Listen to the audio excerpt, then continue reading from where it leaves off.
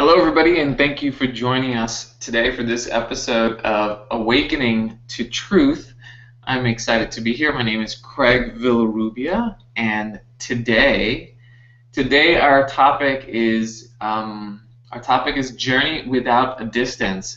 And today I don't have a guest. Typically, I have a guest, but as I was sharing just recently with my companion Paul, I was finding myself a little anxious to find a guest for today's show, and then I recognized, wait, in this search to find a guest, there was organizing of my thoughts and a sense of anxiety that came along with it. So I recognized that there was suffering.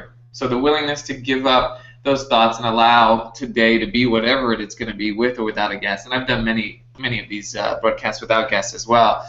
So today's without guests, but today's with the topic of Journey Without a Distance, which for me is probably one of my favorite quotes because of its very non-dual pointer. So we're going to dig into that in just a moment. But before we do that, I just want to share a couple of announcements. If you're going to be in Vegas for the A Course in Miracles conference, there's going to be a screening of the documentary movie A Course in Miracles, Enlightenment or Bust at Unity of Las Vegas on Thursday night. So this is the day before the event begins. So if you're available, come join me. I will be there with other mighty companions, joining to celebrate really these teachings of love, and I would love to see you if you're there. With that, we'll go ahead and get started. So if you're not familiar with the quote is, I'll read the full quote in the Course, and it reads like this. It says, "The journey to God is merely the reawakening of the knowledge of where you are always and what you are forever. This is a journey without distance to a goal that has never changed." So as I contemplate this passage, this short passage, the first thing that comes into awareness of the thought is this idea of journey to God. And so we will never be able to define God, but as we contemplate this idea of God, what we're really contemplating is this journey back to Source.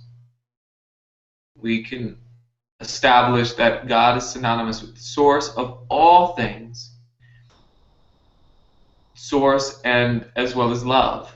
And when we say God's source of all things, we could also say that the journey back to God's will, because God is source of the will of all. There's only one will and there's only one source. And much of our suffering is because we believe that there is actually a separate will.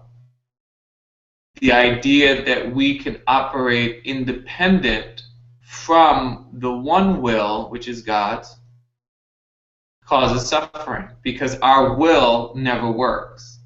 And that's the experience we have in life over and over, where we are planning, manipulating, we're trying to establish a life separate from God or separate from the world, and we're exercising a will that we believe or think we have. And so the journey to God is a journey back to our source and back to the one will. And it is the one will for which the peace that we ultimately desire, the self-recognition or the self-realization is attained or is recognized, is in God's will, in joining with truth. So the journey to God is merely the reawakening of the knowledge of where you are always. So if this is where we are always, then it must be that it's only and always God's will. And only our awareness can be blocked of it.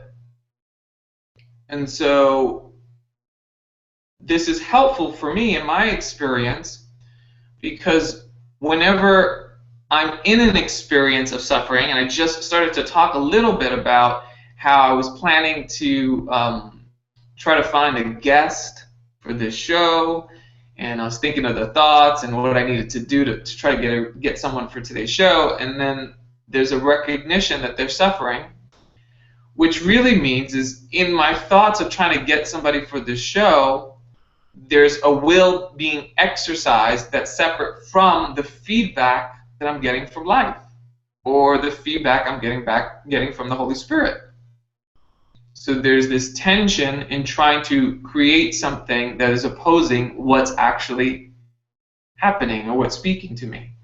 So when the Course says that this is where we always are, it's simply, if we don't recognize this is where we are, which is in alignment with God's will, which is peace, happiness, joy, then it's simply that it is shut out of our awareness. And as we know, the Course says in the very beginning that our responsibility is simply to remove the blocks to the awareness of love's presence. So it is a journey without distance. And this is a reaffirmation that this journey, or this journey to salvation, is immediate. And this is huge because when we recognize that it's immediate, then we also recognize that the journey itself, when we think about it in terms of a timeline, can collapse so that truth can be recognized immediately. So we don't have to do anything for salvation.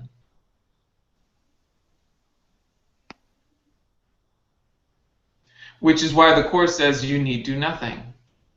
And the most confusing thing about that line or this teaching is that even though salvation is immediate and even though we don't have to do anything, it does not mean that doing doesn't continue to happen.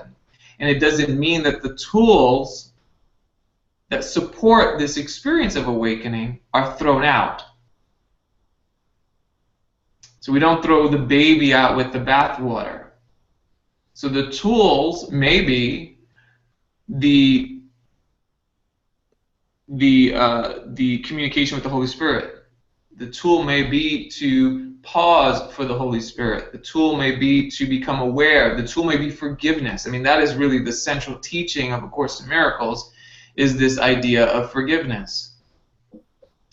So here this line is saying that salvation is immediate, yet we have these tools like forgiveness, like accepting the responsibility for the atonement in our mind, these concepts and these seeming doings, we have those things, but simultaneously the Course is saying salvation is immediate.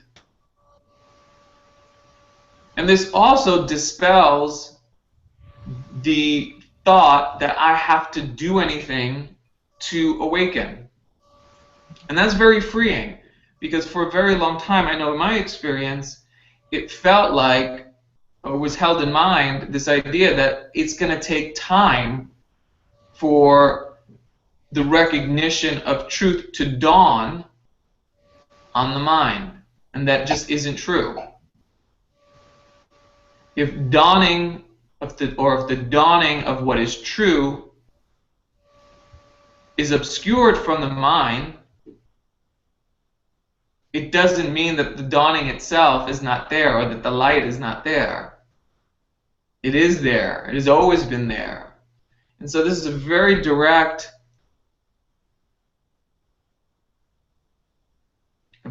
message that we are where we are to be. We are already home. And we're simply coming into the awareness of that. And so the burden of effort doesn't have to be there. So journey without a distance is a journey to here, where we are here right now. Journey without distance is to say simply that this is it. And so for the mind that has a thought that this isn't it, that this is too simple, that there's nothing to get from this, those thoughts are what perpetuate time. Those thoughts are what perpetuate the idea of a separate will from God.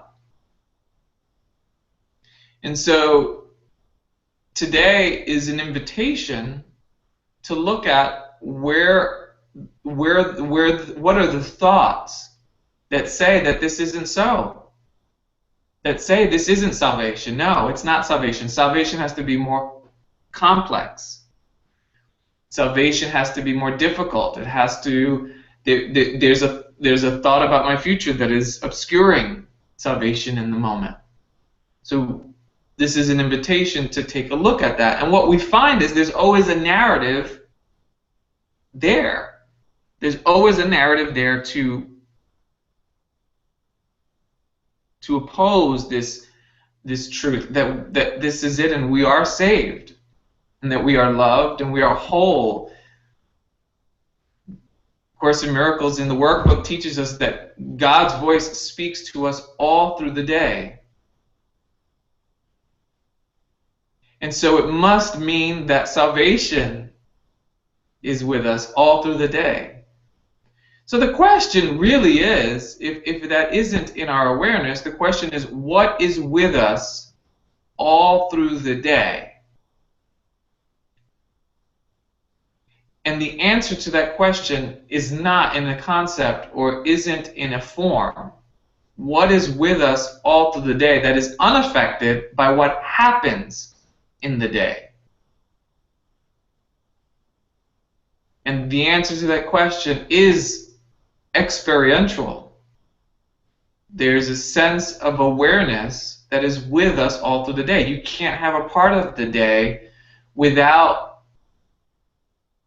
this inner experience that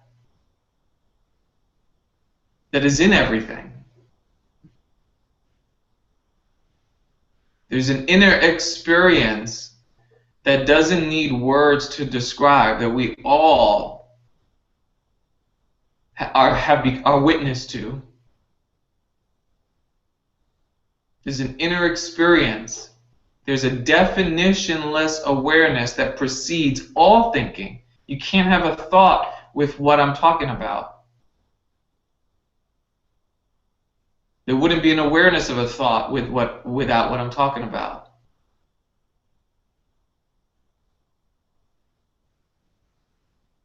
And this definitionless awareness for which I'm talking or pointing to doesn't take time to get to.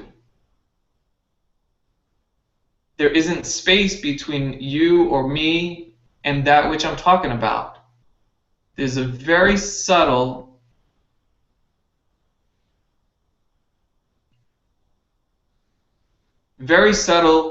what I would call you-ness, which is Y-O-U. There's a you-ness existence that precedes everything that shows up in perception. And perception isn't just what's showing up in form or in the outside world. If you have a thought of we have a narrative and we see that narrative in mind, then we are perceiving thoughts. If we have a feeling in the body, then we are perceiving the feeling in the body or the sensation in the body. If we have an emotion, there's a perceiving of the emotion. So what I'm referring to is a direct experience of what it is that perceives all of this. That which I'm pointing to could never be separated from what you are, because it is you. In essence, it is your you-ness. And this you-ness that I'm referring to is the Holy Spirit. But when our attention is consumed by the narrative, then this definitionless awareness is obscured and forgotten. And so the teaching of A Course in Miracles is always bringing us back to the Holy Spirit, which is always bringing us back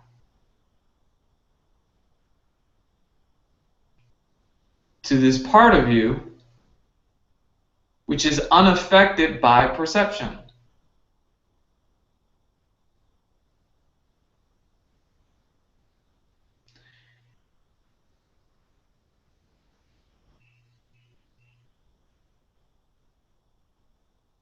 And it's quiet, it's undisturbed, it's pristine. And this is really it. This is the answer, this is the salvation that we seek. In the midst of a concern, a worry, and anxiety, a struggle, a fear, we want nothing more than to feel or to be or to know that we are okay. And so that which I'm pointing to is always okay, because it's not subject to anything that happens in perception. It won't go anywhere. So the Course quote again reads, "The journey to God is merely the reawakening of the knowledge of where you are always." You can never not be embodied by this definitionless awareness. You cannot escape it. You can't separate yourself from it. You can't help but be it. But if we forget that that is what we are, then we must reawaken ourselves to the knowledge where you are always. So we are reawakening ourselves to the knowledge of this definitionless awareness that we've never separated from. Ah, that's me. That is us. That is what we all share. It's the same for all of us. And so life itself emerges out of that. The words coming out of my mouth, the screen, the form, the thoughts, everything emerges out of that. In fact, there's nothing that can exist independent or outside of this definitionless awareness. It is not in existence if it's not or hasn't emerged from that. And so it's a journey without distance to a goal that is never changed. So the goal is always love. The goal is always truth, even if we're not aware of truth. So even if we're obscured from what is true, we seek truth in the untruth. So in our narrative or with our identification with the ego, it's always trying to find truth, even if it's not looking in the right places. But the problem with the separate self-identity or the ego or the narrative is that it could never find truth by virtue of the fact that it believes itself to be separate. And so it tries its best. And that's often, we can say that's often when we try to find ourselves in the world. We're trying to find truth, right? We're trying to find love. We're trying to find out the truth of who we are. But we often get caught up in trying to do so in the world. So we try to define ourselves or find love in relationships. We try to do it at work. We try to do it with friends. We try to do it with family. And there's nothing wrong with that. It's actually very innocent. That is why everyone is innocent. Everyone is innocent because they are responding to a very natural desire to find truth. Whether or not they're seeking it in the right places is up for debate, but even that is judgmental, and even that is to doubt that God's will has already been established. But as we look at it and think about it in those terms, then we recognize the innocence in everything, in everyone, even the hardest things to become witness to in the physical world. There's a recognition of innocence that is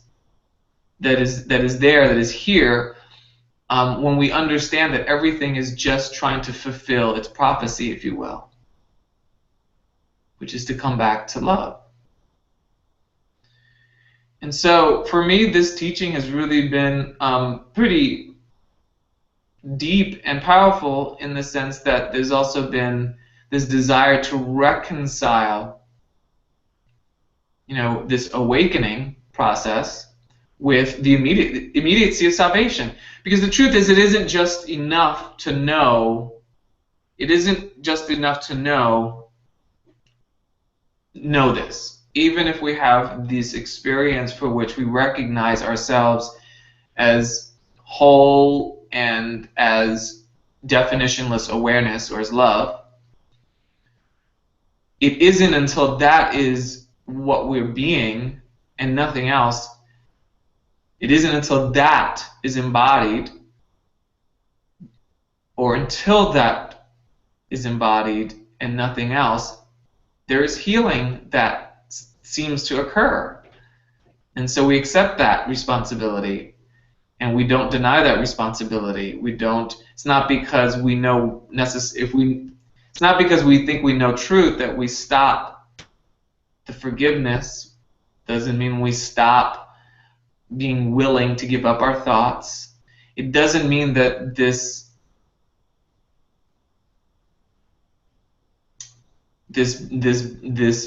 world is. It doesn't mean the depths of what's true doesn't continue to reveal itself to us.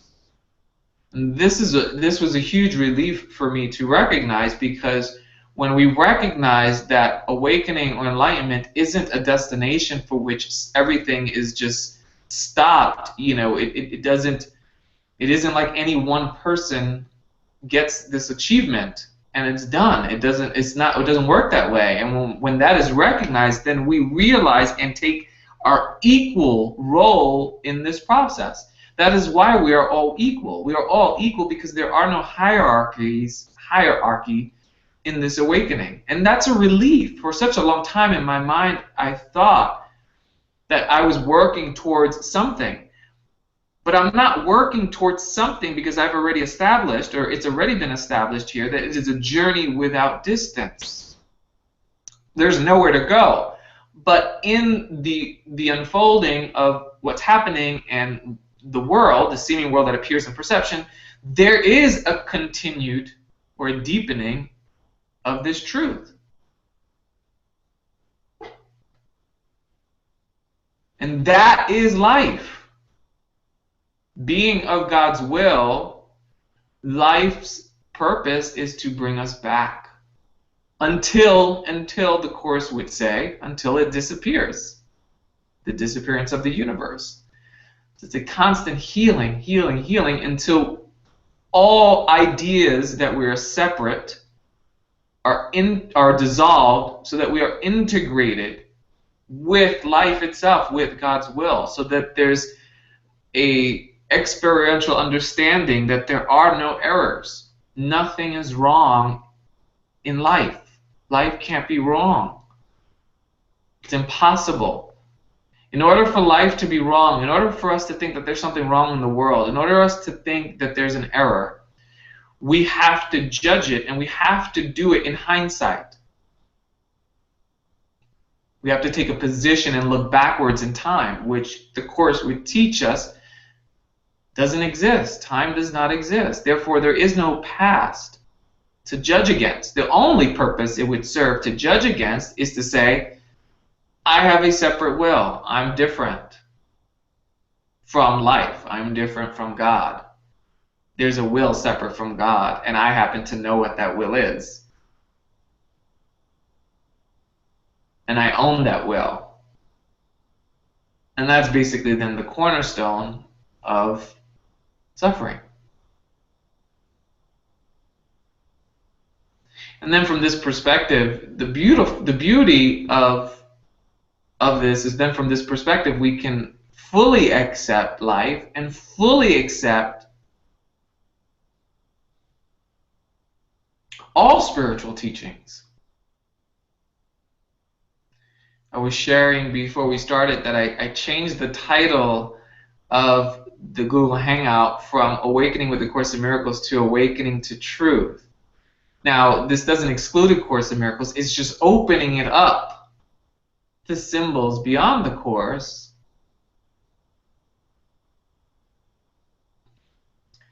Because truth isn't exclusive to the Course. Because where the Course is ultimately aiming, which is really where all of life is ultimately aiming is to the recognition of salvation, which is now. There's nothing wrong. There's never been anything wrong. This is the biggest hoax, the biggest joke, the cosmic joke. There's never been a world outside of salvation other than the narrative. And by the way, we all recognize narratives in our mind. We all recognize the commentary. But as this teaching is accepted and as this teaching is embodied, we then experientially recognize that the narrative is not just thoughts that take place in a location in our mind, but rather everything's the narrative. The character of Craig showing up in appearance is part of the narrative. It is a thought. The computer in front of me is a thought. The scenery outside is a thought. Everything's thought showing up in awareness, showing up in a mind, not in a mind that's located in a body, but in a shared mind. And then from that perspective, this widens the scope of what mind is. And you start to see, okay, the thought or the narrative isn't separate from the physical, what I would call physical objects appearing in awareness. So we got physical objects appearing in awareness, and then we have a narrative thoughts or commentary. We assume that the physical objects and the narrative in the mind are separate.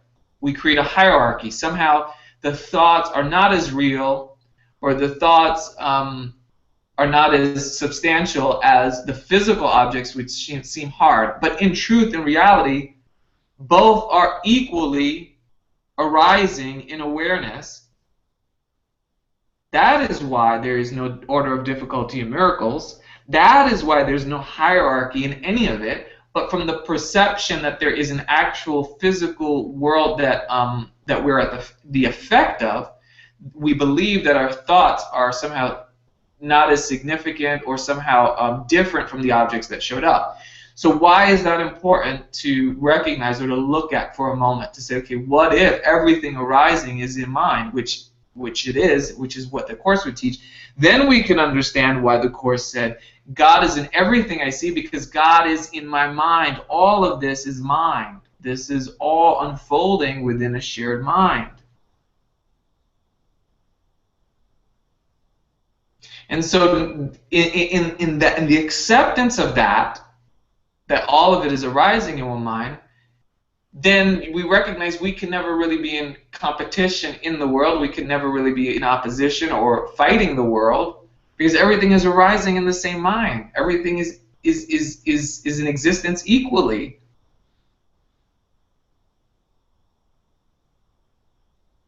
And salvation is immediate when we recognize that there's no causality out there,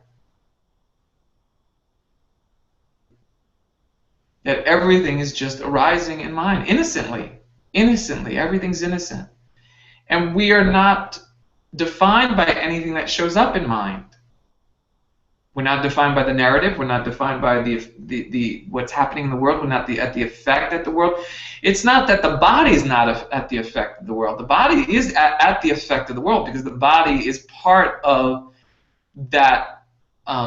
It abides by the rules of perception and the world. So it's not the body's not at the effect of it. The mind and what we truly are isn't at the effect of what's happening in the world. If we interpret the world and own that interpretation, then it would appear, the phenomena is that it would appear that we are at the effect. That's why A Course in Miracles says we're never really upset at anything that happens in the world.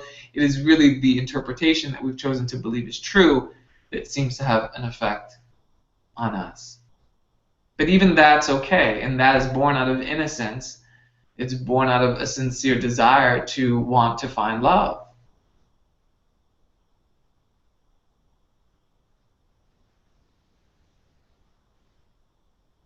And so this journey, this is really a radical forgiveness, because this journey without a distance, it's always coming back to the immediacy of salvation, which is now, which is acknowledging every single thought that says that salvation is not now. Every thought that says, I can't wake up until I have my coffee, that's lost in time. That means salvation is going to take time. Every time I think to myself, I forgot something. I forgot something at home, or I got a plan for something tomorrow. Every thought that says, I'm not wearing the right thing. Every thought that says, darn, I made a mistake. Every seemingly small upset obscures salvation right now. And this we would read about in the workbook of A Course in Miracles. There's no difference between small upsets and the large upsets. The large upsets are always easy to figure out. They're the major drama in our life. Those are the easiest thing to recognize. It's the small ones that gets to us that we don't always recognize. And so it's not about eliminating these thoughts as well. There's nothing wrong with having the thought I forgot something. There's nothing wrong with the thought I need my coffee to wake up. But to believe that thought, to take that thought as true, is to obscure the underlying identity, is to obscure the wholeness, the Holy Spirit, from awareness. And so when the Course says it is our responsibility to accept the atonement for ourselves, which is the correction, it's simply just to see the narrative and overlook the narrative. What is forgiveness? Forgiveness is to look without judgment. So let the narrative be what the narrative is going to be. Then the ego starts to get caught up in this idea of, how does it reconcile? How does it deal with the narrative? What does it do? But even that thought, that it needs to reconcile, needs to figure out what it's going to do, that thought too needs to be overlooked. So that where we rest emerges in our awareness as the predominant experience. And it isn't of our doing. It's simply, if there's anything that could be said that's of our doing, if there was anything of our doing, because remember, everything is God's will, it would simply be the willingness to be wrong about everything. My willingness to be wrong about everything that I've said.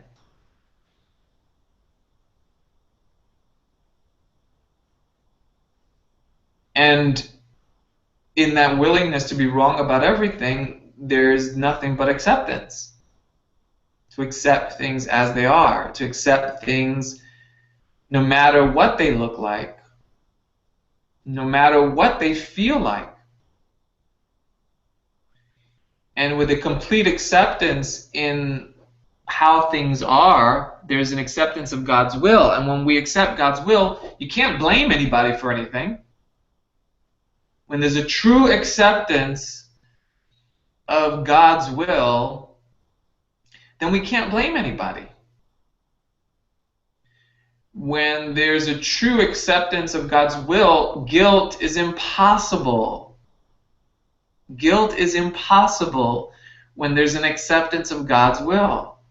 It doesn't mean that God's manipulating details. Remember, of course, teaches us God doesn't know anything about this world. So it's not like God is responsible for the details, although you could make the argument and you could look at it from the perspective that God's will includes the details, which it does, but it becomes a bit of a mind bender when we're trying to think of God controlling details, because God doesn't get concerned with details.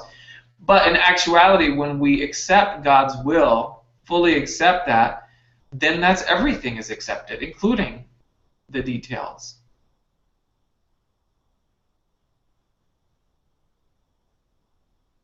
And so then we recognize there's no guilt because everything's God's will. There's no blame. There's no pride. You can't be prideful when you accept God's will. Why? Because there's nothing to your credit. But neither is anything to your blame. There's freedom in that.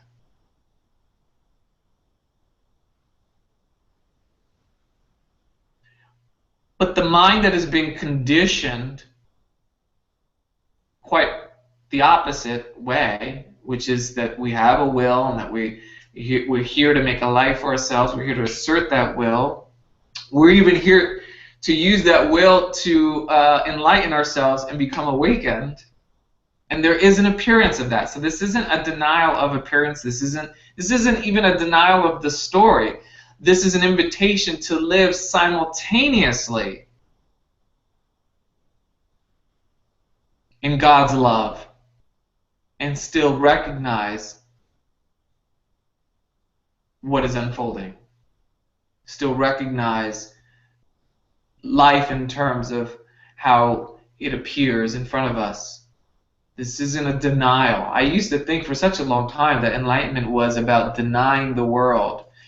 And on some level, and what seems to really come through is simply, it's not the denial of the world, is denying the belief in the world. I don't believe in Santa Claus, but I don't fight Santa Claus when I see him at the mall. So it's not about denying the world in the sense that we need to get rid of the world. We don't have to get rid of anything. It's just we're not buying into the belief of it. So we're not who and what we are. We recognize that who and what we are is unaffected by anything that happens in perception. But it doesn't mean we need to fight off perception. Because the moment we try to fight off perception, we are suffering. We've already judged against it. I know for me, I suffer when I judge against things. But here's the paradox: is there's nothing wrong when we judge against things either, because we could say that too was part of God's will. In which case, it was serving the whatever part it played in the awakening. Sometimes we have to exhaust certain experiences to come into the love of God or to the awakening of what's true.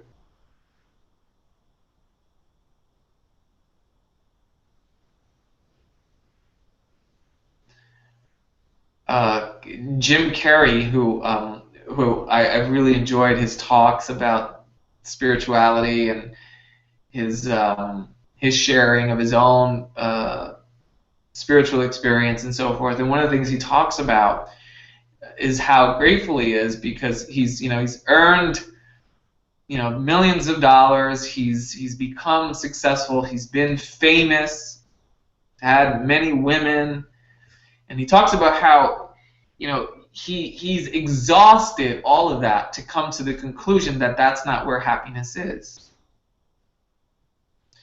And so there's nothing wrong with his fame, there's nothing wrong with his money, there's nothing wrong with his women. Everyone's curriculum is different, but in the story sometimes we have to exhaust that. So if we have judgments, that's okay. It has to be exhausted. We have to be witness to the suffering it causes to remember who and what we are. So what a beautiful plan. That is really what it means to use the world as a means to awaken. Everything that shows up is just showing us what isn't true. When it shows up as something that charges us, it's showing us where we still have attachment, where we're still caught in the web of the world. I used to beat myself up because I used to think, oh my God, I shouldn't be judging. I shouldn't have that thought. You shouldn't have that thought. I shouldn't be sick. I shouldn't judge. I shouldn't be angry. I shouldn't be mad. But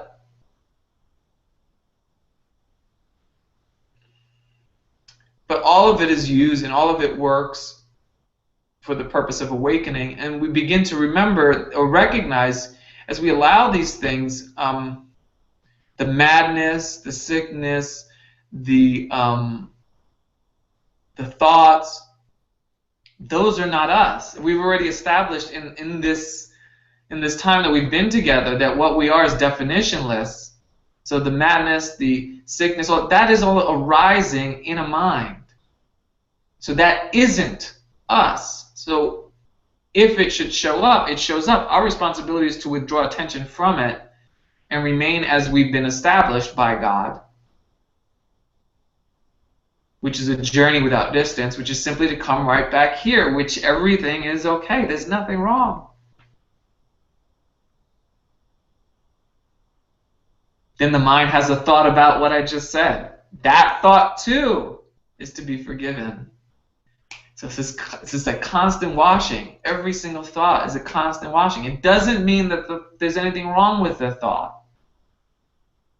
I have white shirts in the laundry, and I work outside in the garden all the time, and I get a lot of dirt on me. They just stains and dirt, and I put them in the laundry. I put a ton of Clorox or bleach, and it doesn't always get it white. It doesn't always get it clean. And so here I have a clean shirt with these stains, but it's still a shirt. It's fine. It's still operational. It's not broke. We're not broke because of our thoughts. We're not broke because we're sick. We're not broke because we have a narrative that doesn't align with what we would deem as spiritual thoughts. No, we're not broke. The shirt is not affected by the stain. What we are, the innocence of what we are, is not affected by the thoughts or what we perceive.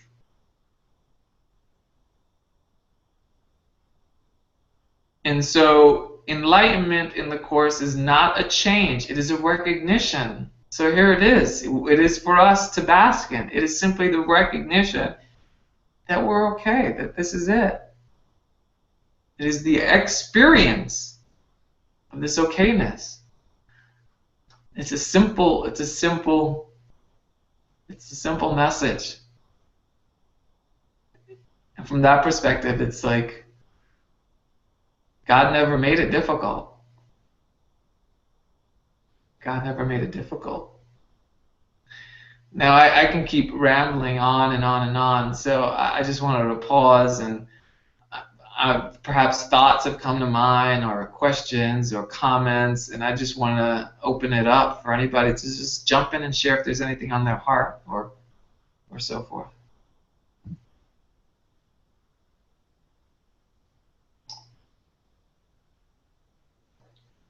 Hey, Craig, it's Dennis. Hey, Craig. Hi, Dennis.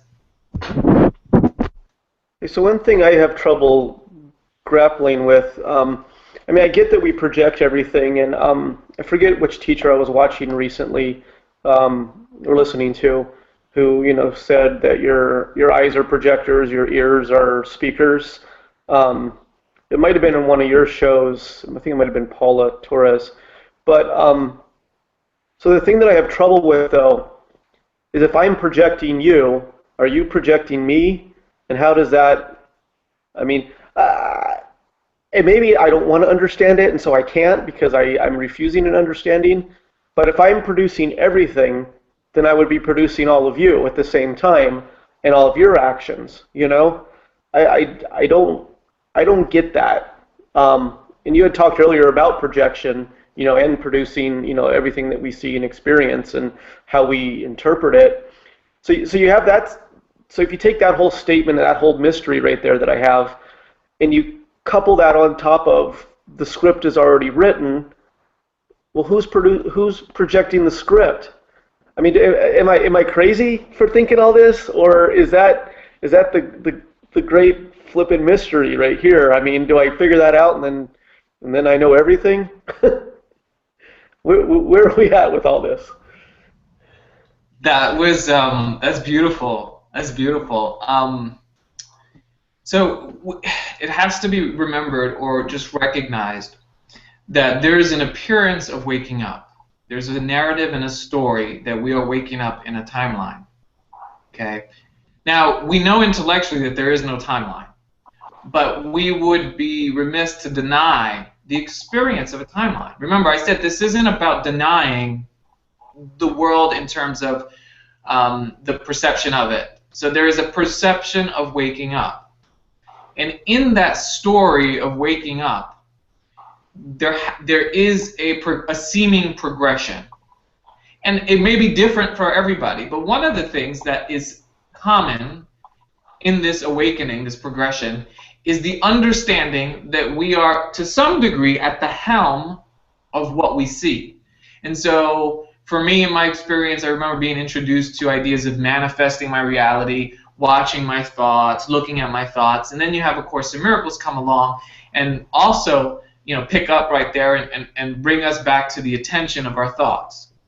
And so the understanding or the recognition that our thoughts project out a world becomes something that we begin to become witness to.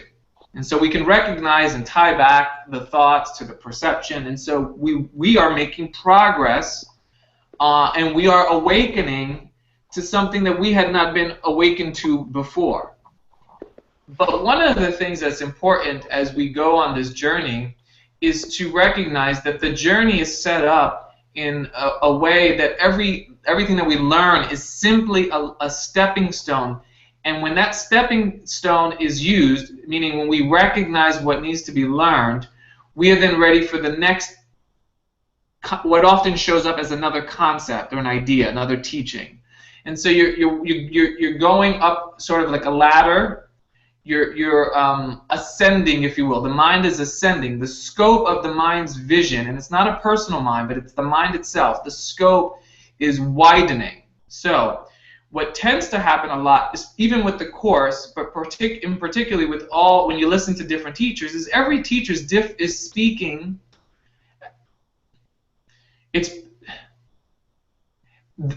Every teacher is pointing to the same thing, but the words or the symbols that they use may be at seeming levels, different levels on this ascension ladder, if you will.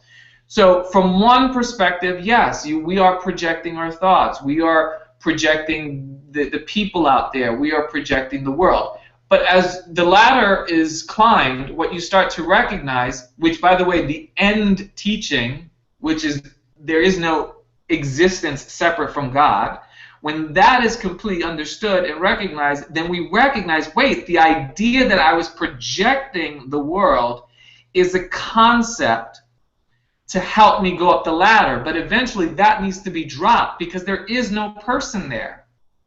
So it cannot be that there's a separate person projecting the world. It cannot be that there's two people, Craig and a Dennis, projecting each other. What begins to be embodied or recognized is that Craig and Dennis and everything in existence is actually arising in a shared mind. So the you that's creating the world shifts from a personal you to the you-ness, which is one. Course in Miracles says, how many sons of God do you need to awaken the world or to wake up to the world? I'm paraphrasing, don't know exactly the line, but it's basically how many people do you need to save the world? It's one. Because there's only one mind. There isn't a Craig mind and there isn't a Dennis mind. There isn't people minds. That's not that. There's all of it. Everything is arising just as if you're dreaming at night. In your dream, there are different characters which have different wills. In fact, you may have a dream and the character in your dream may be fighting against you. It's your mind that's dreaming the character that's fighting against you in the dream. You follow? So everything that's happening in that dream is arising out of the mind that's dreamt it. But the characters in the dream, even though I may have a dream where the characters have a separate will, those characters don't have minds. Even though in the dream they are making decisions which are unknown to the character of Craig in the dream, even though Craig's the one dreaming it all up. So in this experience, there's an appearance that you have a separate will, I have a separate will, we're projecting different worlds, we have different experiences. That is not to be denied, that is what's showing up. But in actuality, there's only one dreamer, there's one dream happening. And so to answer your question, we're trying to reconcile it, you know, is it me, is it not, is it me, is it not? That is part of, there's something in you that you become aware as you examine this, you become aware of what's happening, and it is the awareness that itself that's questioning it that is awakening to itself. So I hope that answered your question. I'm not too sure. Does that make sense? It does, but it creates a lot of conflict, you know, within my own mind. I've shared in a couple of the last think this is the third one in a row I've done with you here. Um, Saturday shows. Uh, but the thing I tend to struggle with all of the Course in Miracles, which I buy into 100%. I have no lack of certainty on Course in Miracles and other pure non-duality teachers, like Muji and others. Is that it seems like sorry, I'm losing track here. It seems like the self completely, the separated self is the problem. Thus, I am the problem because I am this outside viewpoint, I guess would be the only way to describe it, as a viewpoint rather than as an actual person. Because if I am being dreamed as I speak now, right, I must just be a viewpoint, because with your analogy of look into your own dreams, look at all your characters in the dreams, and they're just separate viewpoints of one, right? And so the solution is death of self, right? Obliteration of self, not in like a blow your brains out way, because I'm pretty sure that if you took the 7 trillion people, they all stood up at once, they all put a gun to their head and pulled the trigger, we're not going to see an instantaneous freedom of everybody. It's going to be rinse, cycle, repeat, as has been going on. It's not like the end of Fight Club. I don't know if you've seen that movie Fight Club, where it summarizes a complete non-resistance, at the end, and then you've got this egoic self, and what's his name, Ed Norton takes a gun to his head, blows half his head off. Brad Pitt's now dead, and all of a sudden he has this freedom. It's a different type of death of self, right? The concept of self. And every time I look at that, sorry, this is going to turn into like almost a confessional. Every time I look at that in different methods, through meditation, I have things occur in meditation I don't think many people experience. And they search for it, they pay for it, they go to retreats. I have things that occur there where I see the face of God. I'm not talking about a drawn face, but the presence of oneness, the nowness. I get to that, and then I run shit scared afraid away from it. I do ayahuasca ceremonies. I spent myself curled up in a ball last Sunday, the day after because it was a weekend of them, a Friday and a Sunday. Friday led up into Sunday. After talking with, what was her name? She was such a good speaker, the anxiety lady from Jersey. Her talkings stayed in my mind, and the next day I'm curled up in a ball, laying in this ayahuasca ceremony, for 8 hours, and I have results from that are incredible, because I bring the Course into it and I share it with Holy Spirit, and so I'm not just there handling emotional issues. I'm only there to resolve self, and I had the greatest drawing towards God that I've ever had in my life on that, where I felt I'm ready to abandon self. I'm sitting there on the ground crying, I'm immovable for 6 hours, because I feel this magnetic pull towards God, and I get right to the gate. And we're not talking about, a vision of metal iron gates, pillars or anything like that. We're talking like a bright white light that's being limited by my mind, and I'm coming right to the point before I immerse myself into that. And it's frustrating, because you get to that point, and you get to that point, and you get to that point, and you get to that point, and it's only fear that keeps me from going that one last step. And I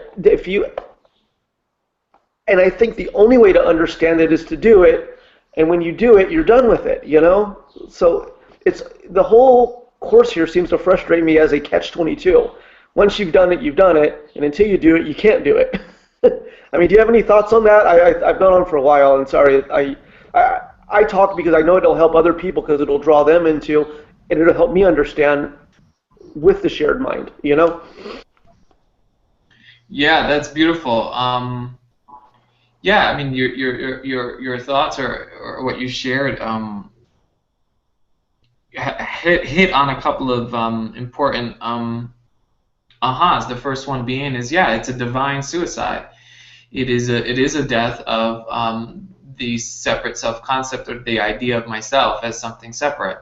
So yes, it is a death. It is the dissolving. But, and this is a big but, is you are not responsible for that death. In other words, you are not going to be the one who is in charge of making that happen. There is a perceived problem. You had said, there's a problem. No, there actually isn't a problem. The problem arises in awareness the moment we believe we are the ones who have to do it. Our responsibility is simply to be this, to be here, to be ourselves. The truth shall set you free really means, has nothing to do with speaking words of truth. It's being you. And that includes the one that may be frustrated. That includes the one that may be curled up in bed. That includes everything that we judged against. So when the judgment then dissolves, then nothing is an issue anymore, because all you're doing is being you in every way that looks. And it won't look the way we want it to look if we are judging against how we are supposed to be. I'm not supposed to have this. I'm not supposed to have that. I want this. I want that. And so, really, the death. You're absolutely right, and the brilliance that you see that is to be celebrated. It is the death of you. And you also said the point of perspective, or the point of light. You said that so beautifully. That is it. You have all these points of light, all these points of perspectives on the mind. So you have one mind that says seemingly split into all these separate ones. And so the awakening is coming back to the one perspective, and that takes the death of everybody. But this is a joyful exploration. It's not meant, although in the exploration there seems to be, tough times, and it's difficult. And also, we can't underestimate the fear that's involved with the dissolving of our self-concept. That is, it's not something we remember, because there is no we, there's no separate will. So we can't say, I'm willing to, I'm gonna divinely commit suicide, so to speak. And I don't mean that in physical terms. You know what I mean? Give up the idea of one is separate. Now, remember, if you've watched The Matrix, in the movie The Matrix, there was a point when Neo went to see the Oracle, and he's like, am I the one? Am I the one? And she says, no, you're not the one. Now that's kind of confusing, because at the end of the movie we come to discover that he is the one. So what is that about? Well, she said you're not the one because the you that she was speaking to isn't the one. In other words, the Neo that was there, she could not say, yes, you're the one, because it would have been interpreted as now he is in charge of whatever the saving of the world is. He would be in charge of it. She couldn't say that because his mind wasn't there yet. He wouldn't be able to recognize the one that she's referring to. So he is not the one, he's not the character. The character is not the one in charge. Now, what happens at the end is, at some point, his self-concept dissolves and the true Savior emerges. But he had to play out the story. You know what I'm saying? He had to go through those experiences of saving Morpheus and go and kind of fulfilling the prophecy that was there. So he had to go through it. But it was never really his doing. He was only being himself. He was only going through what he needed to go through to then reemerge as really the one who saves the world. So in a similar matter, we are not the ones. Our responsibility is simply to follow the inspiration, and grace itself will unveil all the steps, just as all the steps were unveiled to Neo in the movie. All the steps are revealed to us. They may include, doing A Course in Miracles, or listening to a sad song, or making a tough decision, or following inspiration in their life.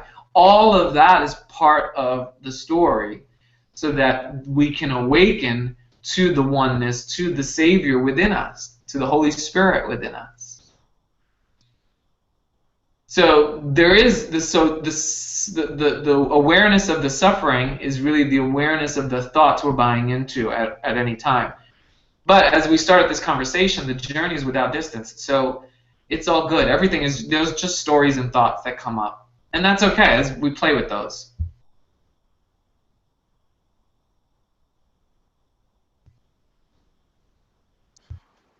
Thanks, Craig. That helps a lot.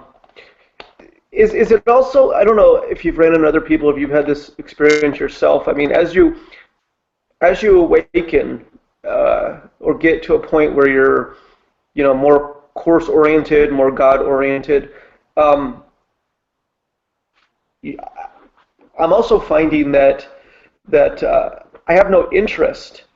I've had depression in my life where I have no interest in things, but really it's the opposite. I think that's misstated. People that have no interest really have a fear of pain, when they're in like a depressive state, whereas it's almost like a stasis now where nothing interests me other than, course liberating type of stuff. I mean, I look around my house, I look around my life, my job, just things in general, friends, there's just no impulse to do anything anymore other than, meditate,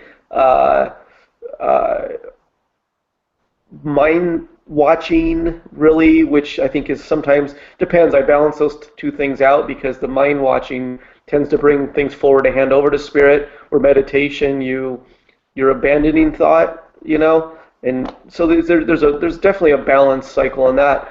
But is this common to get to a point where there's no interest but yet no boredom?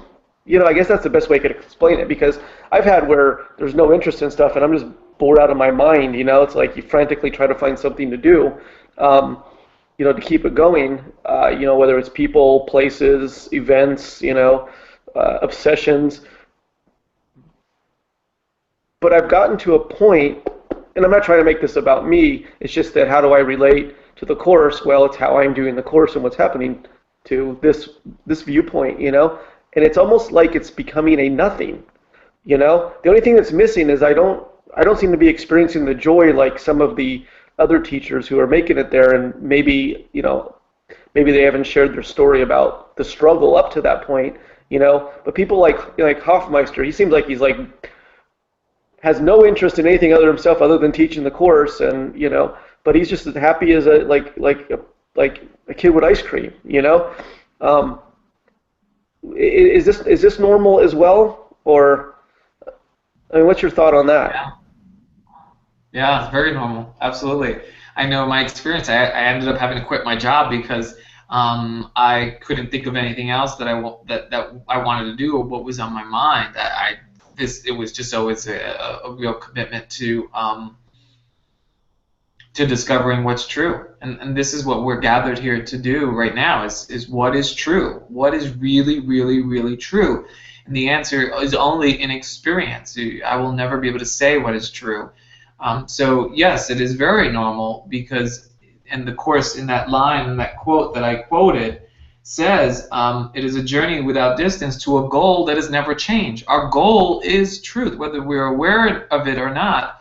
We are seeking truth. The Course says you will seek your home whether you are aware of it or not. So you come into these teachings, something like A Course in Miracles or Non-duality, and there's a tickle in your heart because there's something within you that knows that there's a path here for you, a path to which is going to awaken you to everything that you want.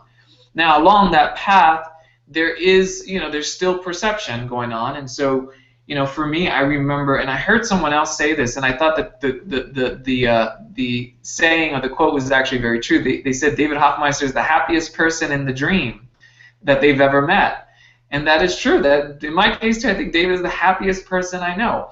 But that doesn't mean that to be awakened or to fulfill your role in awakening, that you have to be like David Hoffmeister. For me, I remember, and I've interviewed a lot of people, I remember thinking to myself, or trying to figure out, what does it need to look like? What does it need to be? What is it that I have to do? And what I've come to conclude or recognize is that what we're talking about is going to look different for everybody. So some people may find themselves in a situation where they do leave the world and they do, live a reverent lifestyle, and then they spend a lot of time in meditation and quietness. But I know people who I would argue are just as much as awakened than anybody else that live in a big city and operate completely different. So it doesn't look like anything in particular. The behaviors are still going to be there. I used to think, no enlightened person would be smoking, for example. And it turns out Nisargadatta smoked to the day he passed away. He had cancer. This is one of the greatest enlightened teachers that we've had in the Veda Vedanta circles, and certainly a forefront of non-dual teachings. And he smoked. And incidentally, if you ever watched his talks, he is one angry-looking fella. But the angry-looking fella. I missed the name of who.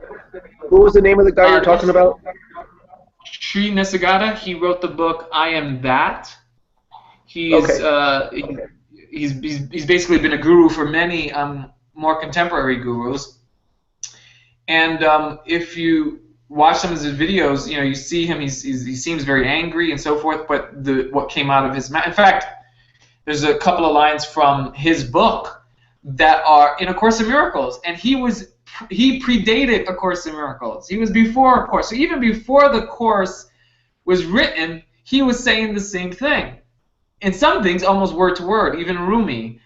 But the point I'm making is simply that the form and what it looks like. So I thought he looked angry. I saw, he smoked. He had cancer. Those were in my perception. So there's judging going on. So there again, and it's all sneaky, hidden kind of thoughts and narratives. What it needs to look like is all based upon what the ego says it needs to look like. And that's one way of the ego saying you're far from it. You're not enlightened yet because you're not as happy as you should be. You're not as joyful as you should be. You're not behaving the way you should be, so you're not enlightened yet.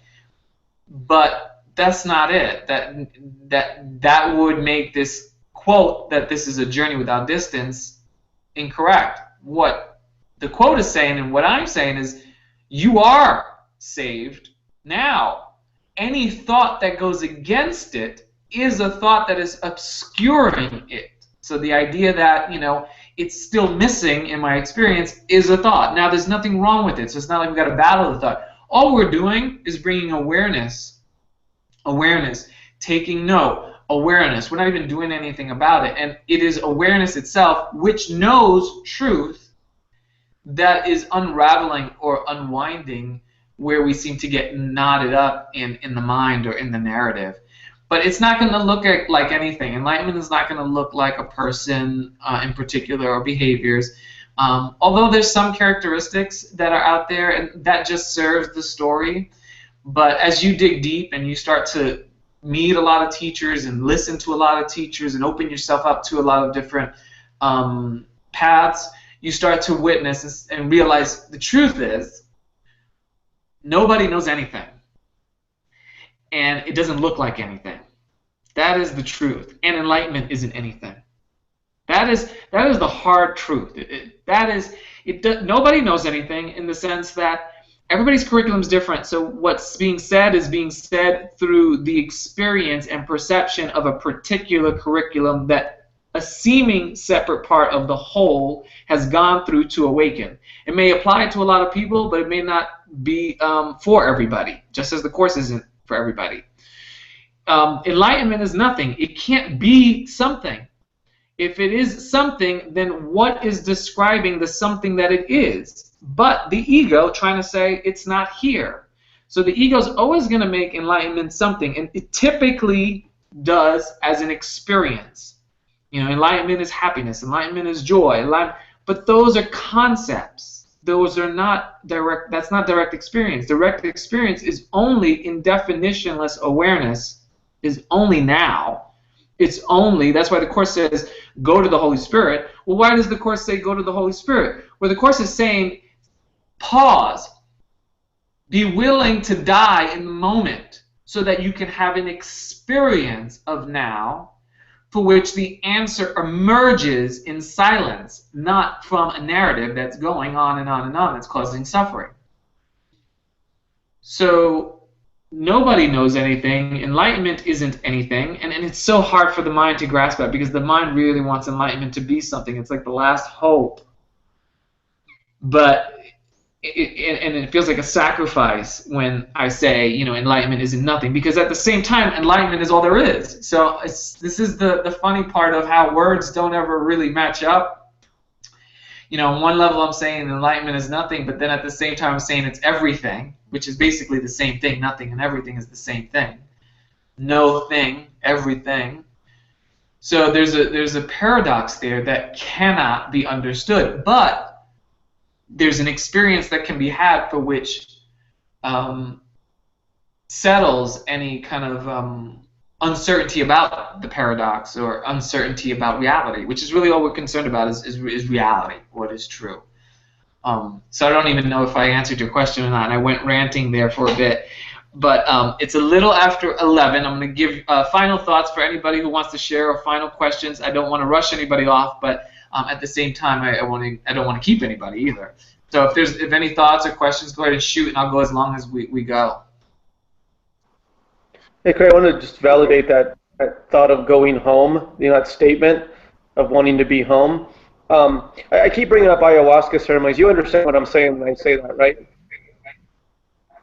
Okay. So, Yes. so the last thing that I ended up in was this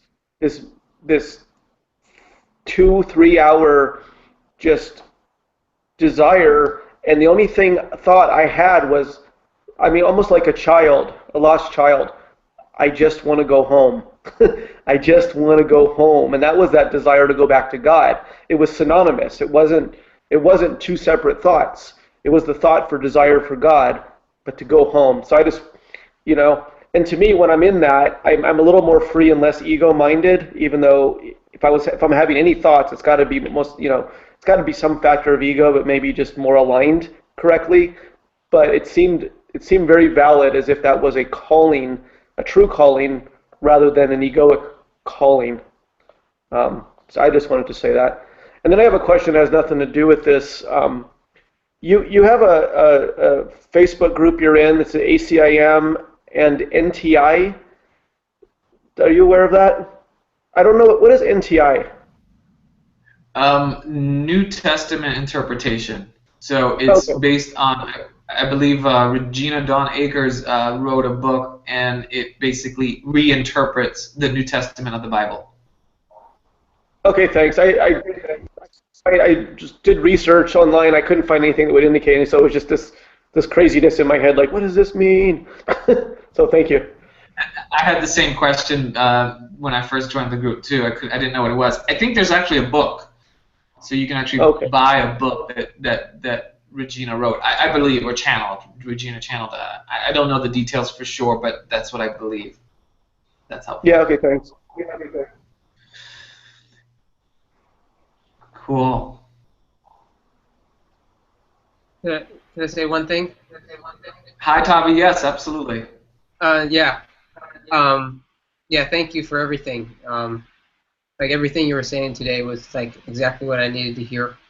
And what I've been realizing is Spirit will always give you way, way better than you could ever even imagine or conceive of in your mind. With my music, I've been, making music, and I'll think of something, but then when I just give it to Spirit, it goes into a whole area where I didn't even think of. And I keep seeing it happen over and over and over again, to the point where all I want to do is listen to Spirit and just let Spirit guide literally every single second, every single thought, because everything is going to be better based on that. Because I always used to be worried about, enlightenment or whatever. This stuff sounds so boring. I don't want to just do nothing. I have music to make. I have a bunch of stuff to do. But I'm realizing that all the things that I want will happen even in a bigger way when I just make my number one priority seeing the truth. So I wanted to share. That's beautiful, and that's it. You're right. It's like, yeah, it's like we can't really understand the gifts of God until we're willing to see the truth. And I also just feel like to make a comment, because I said enlightenment is nothing, but I want to just clarify and say that that isn't intended to sound discouraging, because I remember reading a book a long time ago. I remember reading a book called This Is It, and I was so disappointed after reading it, because it just seemed like everything fell flat. I had been such an enlightenment seeker, and I everything fell flat after I read this book titled This Is It. It just sounded so boring. And so here I am saying enlightenment is nothing. So I don't want anybody to interpret that as discouraging. It is actually a very it's good news, because what that does is, and the intention is simply, we don't have, if we're seeking enlightenment, then there's suffering in that. And so the only reason why I say enlightenment is nothing is not that it's not that it's nothing in the traditional sense of how we think of nothing, but that it's nothing in the sense that as long as we're making it something in our mind that we don't have and that we need to get to, we will suffer. And so if our aim is to be without suffering, then there needs to be an acceptance of it now and let go of the search. It doesn't mean we stop doing the course. It doesn't mean we stop reading. It doesn't mean we stop going to... No, we fully participate in it, but the difference is we're participating in this experience without trying to get something, which is always what the ego is doing, is trying to get. And so when we recognize that, then we can accept, we are equal in our enlightenment. We are equal in all of it. So... And then the other thing is, when you were describing, Tavi, your music, I find artists can relate to this experience for which the art that's being expressed is being worked through them. So whether we're painting, whether we're playing music, whether we're having fun, whatever it is, there's an absence of the narrative. And so what is being expressed, we're totally embodied in this experience of being used as an instrument. And so that is enlightenment. That is it. That is a recognition of a power working through us that is not of us. And so that's very beautiful what you share, Tavi, and what becomes aware of that is truth itself. So yeah, I'm with you on that. Yeah. Thank you. Yeah, that's what I've experienced. Just letting it flow through me. Yeah. Awesome.